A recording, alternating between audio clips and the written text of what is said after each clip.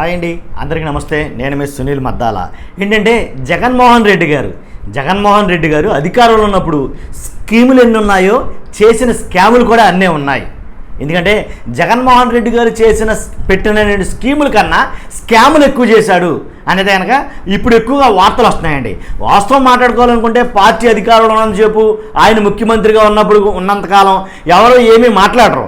ఎప్పుడైతే అధికారం కోల్పోతారో, ముఖ్యమంత్రికి అధికారం కోల్పోతారో అక్కడి నుంచి స్కీముల మాట పక్కన పెట్టేసి జరిగిన స్కాములు ఏంటనేది ఒక్కొక్కటి వెలుగులోకి వస్తుంటాయి. కాబట్టి అవి నిజమా అబద్ధమా, అది వాస్తవా కాదనేది తర్వాత తేలుతుంది. కాబట్టి మ్యాక్సిమం ఎక్కువ స్కాములు బయటపడేది పదవిలో లేనప్పుడే. ఇప్పుడు పదవిలో లేరు కాబట్టి అనేక రకాలైన ఆరోపణలు, ఎన్ని స్కాములు చేశారు, ఇన్ని వేల కోట్లు స్కాములు చేశారు, ఇలాంటివన్నీ బయట చెప్తున్నారు. కాబట్టి ఆ వార్తల్లో, ఆ వస్తున్న వార్తల్లో వాస్తవాలు ఏంటి, అసలు నిజంగా జగన్మోహన్ రెడ్డి గారి స్కీములు వెనుక స్కాములు ఏంటి ఒకసారి చూద్దాం. వీడియో ఎండ్ వరకు అయితే చూడండి, మధ్యలో స్కిప్ చేయొద్దు. వీడియో ఎండ్ వరకు చూస్తే కనుక అసలు జగన్మోహన్ రెడ్డి గారు చేసిన స్కీములు ఏంటి, చంద్రబాబు నాయుడు గారు చేసిన స్కీములు ఏంటి అనేది ఒక వివరణ అయితే ఇవ్వాలని ఈ వీడియో చేస్తున్నాను. మర్చిపోతే నాకు కొంచెం మోటివేషన్ ఉంటుంది, ఒక లైక్ అయితే చేయండి. లైక్ చేసిన తర్వాత మీ అమూల్యమైన అభిప్రాయాన్ని కామెంట్ రూపంలో తెలియజేయండి. కొత్త వాళ్ళు అయితే కనుక పక్కాగా సబ్స్క్రైబ్ చేసుకోండి. ఏంటంటే పార్టీలకు అతీతంగా ఏదో అవసరమో ప్రజలకు అది మాత్రమే నేను వీడియో చేస్తుంటాను. కాబట్టి ఖచ్చితంగా పక్కాగా సబ్స్క్రైబ్ అయితే చేయండి, ముందు లైక్ అయితే చేయండి. కాబట్టి జగన్మోహన్ రెడ్డి గారి మీద అధికారంలో ఉన్నంతసేపు ఏ నింద రాలేదు, అధికారంలో ఉన్నంతసేపు ఎలాంటి స్కాములు కానీ ఏమీ బయటపడాల. ఇప్పుడు ఒక్కొక్కటిగా బయటపడుతున్నాయి అని ఏదైతే అధికార పక్షం ఉందో టీడీపీ వాళ్ళు చెప్తున్నమాట. ఏం చేశారా జగన్మోహన్ రెడ్డి గారు అంటే కనుక స్కీములు అయితే లెక్కలేనని, డైరెక్ట్ బెనిఫిట్ ట్రాన్స్ఫర్ ఏదైతే డీబీటీ, దాంట్లో స్కామ్ చేయడానికి ఎట్టి పరిస్థితుల్లో ఉండదు. ఎందుకంటే స్కాములకి ఆస్కారం లేనటువంటి స్కీములు అయ్యి. కాబట్టి మరి స్కాములు ఎలా జరిగినాయి అంతే కదండి. ఒకసారి ఎలాగంటే ఏదైతే చేతుల ద్వారా డబ్బులు మారితే కనుక, లేదా చేతులతోటి ఫలానా ప్రాజెక్టులు చేస్తే కనుక, ఇలాంటి అంటే ఫైనాన్షియల్గా ఏదైనా చేతితో చేస్తే కనుక దాంట్లో స్కామ్ ఎక్కువ ఉండే అవకాశం ఉంటుంది. కానీ డీబీటీ, డైరెక్ట్ బెనిఫిట్ ట్రాన్స్ఫర్లో ఏదైతే ఉందో బటన్ నొక్కే సిస్టంలో స్కామ్ జరగడానికి ఆస్కారమే లేదు. వాస్తవం మాట్లాడాలనుకుంటే. కాబట్టి స్కామ్లు మరి ఎలా జరిగినాయి, మరి ఎలా ఆరోపిస్తుంది ఎవరు టీడీపీ గవర్నమెంట్ అంటే కనుక, ఏదైతే ఇళ్ల స్థలాల కొనుగోలు ఉందో ప్రధానంగా వాళ్ళు చెప్పే కొన్ని స్కాములు మాత్రం చెప్తా. ఇళ్ల స్థలాలు ఏదైతే ఇళ్ల పట్టాలు, పేదవాడి ఇల్లు, పేదవాళ్ళ ఇళ్ల స్థలాల గురించి, ఏ ఇళ్ల స్థలాలు ఎన్ని లక్షలైతే కొన్నారో దాంట్లో కొన్ని వేల కోట్ల రూపాయల స్కామ్ అయితే జరిగింది. ఎకరం 5 లక్షల రూపాయలు ఖరీదు ఉంటే కనుక వాళ్ళగా ముందే కొనుక్కుని అక్కడ ఆ ఎకరం 5 లక్షలు 10 లక్షలు చేసి ఇలాగ ప్రతి చోట కూడా పెద్ద భారీ స్కామ్ అయితే చేశారు. జగనన్న ఇళ్ళు, జగనన్న ఇళ్ల పట్టాలు, జగనన్న ఇళ్ల విషయంలో, స్థలాల విషయంలో అనేది కనుక ప్రధాన ఆరోపణ. కాబట్టి ఇది నిజమా లేదా వాస్తవమా కాదా అని తెలియాలంటే కనుక పూర్తి ఏదైతే ఎంక్వైరీ ఉంటుందో అది చేస్తే కానీ తెలియదు. కాబట్టి అదొకటి. తర్వాత అక్రమ మైనింగ్లు, జగన్మోహన్ రెడ్డి గారి పరిపాలనలో మ్యాక్సిమం అక్రమ మైనింగ్లు చాలా ఎక్కువగా జరిగినాయి. కాబట్టి అక్రమ మైనింగ్ల్లో జగన్మోహన్ రెడ్డి గారు అలాగే ఆయన అనునయులు ఎవరైతే మంత్రులు ఉన్నారో, పెద్దిరెడ్డి ఇలా కొంతమంది ఉన్నారు కదా, వాళ్ళు చేసినటువంటి మైనింగ్లు, అక్రమ మైనింగ్లు అవన్నీ బయటపడతాయి అని చెప్పేసి రీసెంట్గా ఏవైతే డాక్యుమెంట్స్ ఉన్నాయో, ప్రభుత్వ డాక్యుమెంట్లు, అవన్నీ కూడా తగలబెట్టేశారు. కాబట్టి అక్రమ మైనింగ్లు బయటపడతాయన్న డాక్యుమెంట్లు కానీ, సీడీలు కానీ, క్యాసెట్లు కానీ అవన్నీ రీసెంట్గా జస్ట్ ఇంతకు గంట ముందు జరిగిన విషయం ఇది. కాబట్టి తగలబెట్టేస్తున్నారు అనేది కనుక ఆరోపణ అయితే చేస్తున్నారు. తర్వాత లిక్కర్ మద్యం కుంభకోణం, ఏదైతే జగన్ బ్రాండ్ తోటి ఏదైతే కొన్ని మద్యం కుంభకోణాలు జరిగినాయో ఆ కుంభకోణాల్లో మెయిన్ కావాలని డిస్టిలరీలు వాళ్ళే కొనుక్కుని వాళ్ళ పేరు మీదే, వాళ్ళే మధ్యవర్తి, వాళ్ళే కొనుగోలుదారులు, వాళ్ళే ఏదో చెప్పినట్టుగా. కాబట్టి మొత్తం వాళ్ళ అయ్యుండి చాలా భారీ ఎత్తు కుంభకోణానికి అయితే తెరలేపారు అనేది కనుక మాట్లాడుకుంటున్నారు. దాని మీద పురంధరేశ్వరి గారు కూడా చాలా ఆరోపణలు అయితే చేసింది ఆవిడ. కాబట్టి మద్యం దాంట్లో చాలా అయితే కనుక జగన్ గారు లాభపడ్డాడు, కొన్ని వేల లక్షల కోట్ల రూపాయలు అని చెప్పేసి. తర్వాత ఏదైతే బాగా ప్రచారం చేశారో రిషికొండ ఆ స్కామ్ గురించి కానీ, అలాగే ఇవన్నీ పక్కన పెడితే కనుక అఫీషియల్గా జగన్ గారి తన అఫిడవిట్లో ఎన్నికల సందర్భంలో తన నామినేషన్ పత్రం దాఖలు చేసే సందర్భంలో అఫిడవిట్ ఏదైతే ఇచ్చారో ఆ అఫిడవిట్లో 31 పెండింగ్ కేసులు అయితే కనుక జగన్మోహన్ రెడ్డి గారి మీద ఉన్నాయండి. 31 కేసులు. ఆ 31 కేసులు యథార్థమైనయా, లేకపోతే కాంగ్రెస్ గవర్నమెంట్ ఏదైతే ఈయన మీద పెట్టిన కేసులు అయితే ఉన్నాయో ఆ కేసులా, లేకపోతే టీడీపీ ప్రభుత్వం పెట్టిన కేసులా, ఏ కేసులు అయితేనండి మొత్తం మీద 31 కేసులు అయితే కనుక జగన్మోహన్ రెడ్డి గారి మీద ఉన్నాయి.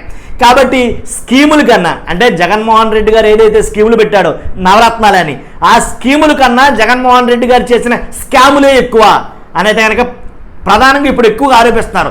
ప్రతి ఎమ్మెల్యే ప్రతి శాఖలో, ఒక శాఖ కాదు అన్ని శాఖల్లో ఉన్న అవినీతికి కారణం ఆద్యుడు జగన్మోహన్ రెడ్డి గారు. కాబట్టి మహా దారుణంగా కొన్ని వేల లక్షల కోట్ల రూపాయలు అయితే కనుక స్కాముల రూపంలో తినేశారు అనేది అన్నారు. నిజంగా అంటే అధికారం ఉన్నంతసేపు కనుక ఏం కనపడవండి. వన్స్ ఒకసారి అధికారం చేతుల్లో జారిపోయిన తర్వాత, చేతుల నుంచి జారిపోయిన తర్వాత, అధికారం లేని టైంలో ఎక్కడ లేని కుంభకోణాలు కానీ ఎక్కడ లేని స్కాములు కానీ బయటపడతాయి. కాబట్టి అవన్నీ ఇప్పుడు వెళ్ళిస్తున్న లీక్లే. మరి చంద్రబాబు నాయుడు గారు అంతకుముందు అధికారం లేరు కదా, అంతకుముందు అధికారం ఉన్న తర్వాత అధికారం లేరు, 3 సార్లు ఓడిపోవడం జరిగింది, అంతకుముందు గెలిచారు, ఇప్పుడు మళ్ళీ గెలిచారు. మరి వాళ్ళు చేసిన స్కాములు ఏం లేవా? జగన్ గారే కనపడుతున్నారా నీకు అని కొంతమంది నన్ను పరీక్షించవచ్చు. కాబట్టి మీ ప్రశ్నకు సమాధానంగా చంద్రబాబు నాయుడు గారి మీద ఉండే కేసులు ఏంటి, అసలు వేటి మీద అన్నారో ఒకసారి చూద్దాం. ఏంటంటే స్కిల్ డెవలప్మెంట్ స్కామ్ ఏదైతే చంద్రబాబు నాయుడు గారిని మాజీ ముఖ్యమంత్రి గతంలో ఉండగా చంద్రబాబు నాయుడు గారిని జైలు ఊసలు లెక్కబెట్టించిందంటే కనుక ఈ స్కిల్ స్కామ్ కేసే మెయిన్. కాబట్టి ఈ స్కిల్ డెవలప్మెంట్ స్కామ్ కేసు ఎంత భయంకరంగా విపరీతంగా స్ప్రెడ్ అయిందనేది మీ అందరికీ తెలుసు. కాబట్టి దాంట్లో 370 కోట్ల రూపాయల అవినీతి జరిగిందని దాని మీద ఆయన ఇంచుమించుగా జైల్లో పెట్టడం.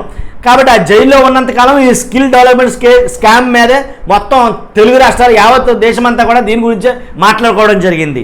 తర్వాత ఆయన మీద వచ్చిన ఇంక ప్రధానమైనటువంటి కేసులు ఏంటంటే కనుక అమరావతి భూముల కుంభకోణం కేసు అని అన్నాం, స్కామ్ అనాలి దీన్ని. అమరావతి భూముల కుంభకోణం అనే పెద్ద స్కామ్, కొన్ని లక్షల కోట్ల రూపాయలు. కాబట్టి స్కామ్ జరిగింది. ఆ స్కామ్ని నిరూపించే విషయాల్లో సిఐడి మీద వీటి మీద చాలా అయితే కనుక కేసులు అయితే వేయడం జరిగింది. కాబట్టి ఈ అమరావతి భూముల కుంభకోణం కూడా అతిపెద్ద స్కామ్ కింద వైసీపీ వాళ్ళు అభివర్ణిస్తారు దీన్ని.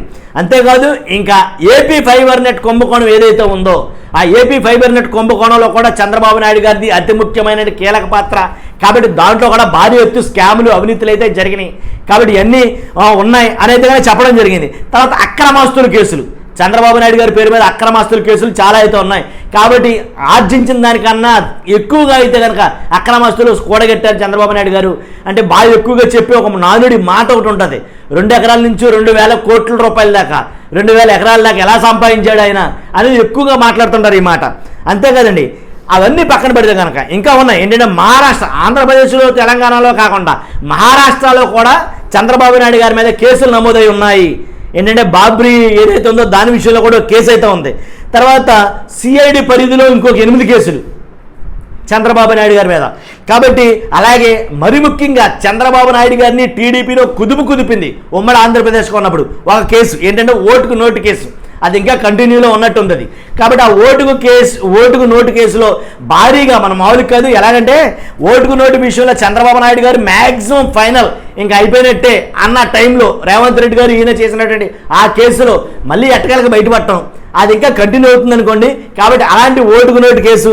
తర్వాత ఇన్నర్ రింగ్ రోడ్డు ఏదైతే అమరావతి భూముల తాలూకా inner ring road court case ఏదైతే ఇన్నర్ రింగ్ రోడ్డు స్కామ్ ఏదైతే ఉందో, అలాగే ఓటుకు నోటు కేసు స్కామ్, ఇవన్నీ స్కామ్లు అండి ఇవన్నీ కూడా.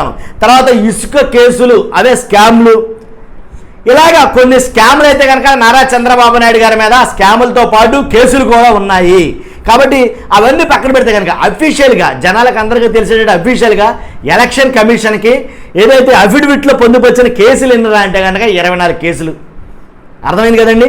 ఆ 24 కాకుండా చాలా బయటికి కూడా చాలా మట్టుకు అవుతున్నాయి. చంద్రబాబు నాయుడు గారు చేసినటువంటి పథకాల మాట ఎలా ఉన్నా కానీ ఈ స్కాములు కూడా ఆయనకు కూడా బాగా ఎక్కువగానే కనిపించినాయి. కాబట్టి పవన్ కళ్యాణ్ గారు రీసెంట్గా రాజకీయ అరంగేట్రం చేసినట్టు అంటే 10 సంవత్సరాలు అయినప్పటికీ ఉప ముఖ్యమంత్రిగా ఇప్పుడే కాబట్టి పవన్ కళ్యాణ్ గారి మీద కేసులు ఏమైనా ఉన్నాయంటే కనుక ఉన్నాయి. అఫిడవిట్లో పొందుపరిచిన 8 కేసులు. మొత్తానికి ఎలాగైతేనండి ఎక్కడైతేనండి మొత్తం మీద 8 కేసులు అయితే కనుక ఆయన పేరు మీద ఉంది. ఇదండి విషయం, కేసులు గొడవ. ఎందుకంటే జగన్మోహన్ రెడ్డి గారిని ఇప్పుడు ఎక్కువగా వెంటాడి వేధించబోతున్నాయి ఏంటంటే కనుక ఈ స్కాములే. ఈ స్కాములు ఒక్కొక్క స్కాము ఎలా అంటే కనుక లిక్కర్ స్కామ్ కానీ, తర్వాత ఇళ్ల స్థలాల కొనుగోలు ఏంటి, ఇళ్ళు కట్టే దాంట్లో కొనుగోళ్ళు, అలాగే ఇలా కొన్ని స్కాములు పెద్ద పెద్ద స్కాములు అయితే ఉన్నాయి. ఇంకో రీసెంట్గా ఏంటంటే కనుక ఏదైతే పులివెందుల్లో ఒక కేసు ఏదైతే ఉందో 17 కోట్ల చిల్లర ఎంత అనుకోండి దానికి, కాబట్టి ఆ కేసు ఇలా ఒకటి కాదండి, ఇలా కేసు మీద కేసు చాలా అయితే కనుక స్కాములు మెయిన్ ముఖ్యంగా కేసులు మనం పక్కన పెట్టండి, స్కాములు ఇలా చాలా స్కాములు అయితే కనుక ఒకటి బయటపడుతున్నాయి. ఏదేమైనా సచ్చిలురు అనే ఒక పదం అంటుంది. సచ్చిలురు అంటే కనుక నీతిమంతుడిగా బయటపడాలంటే కనుక కేసులన్నింటి మీద ప్రూవ్ అవ్వాలా. కాబట్టి ఎవరి మీద ఎన్ని కేసులు ఉన్నాయో మీకు ఆల్రెడీ చెప్పా. వీళ్ళిద్దరిలో కూడా జగన్మోహన్ రెడ్డి గారు, చంద్రబాబు నాయుడు గారు వీళ్ళిద్దరిలో కల్లా ఎక్కువగా కావాలని ఆయన మీద కేసులు పెట్టారు. ఈ కేసులు వాస్తవం కాదు, ఎవరు జెన్యూన్ పర్సన్ అంటారు, ఈ కేసుల్లో ఎవరు కావాలని కక్షపూరితంగా కేసులు ఎవరికి ఎక్కువ బనాయించబడ్డాయి? జగన్మోహన్ రెడ్డి గారు ఎక్కువ కేసులు ఉన్న వలన జగన్మోహన్ రెడ్డి గారు అవినీతి మంత్రుడు అంటారా, లేకపోతే చంద్రబాబు నాయుడు గారి మీద ఎక్కువ కేసులు ఉండడం వల్ల చంద్రబాబు నాయుడు గారు అవినీతి మంత్రుడు అంటారా? ఈ కేసులు కూడా ఏంటి, అసలు మీ అభిప్రాయం ఏంటో నేను తెలుసుకోవాలనుకున్నాను. కాబట్టి ఇలాగా అంటే చేసిన ఏదైతే స్కీములు పెడతారో ఆ స్కీములను పక్కన పెడతారండి.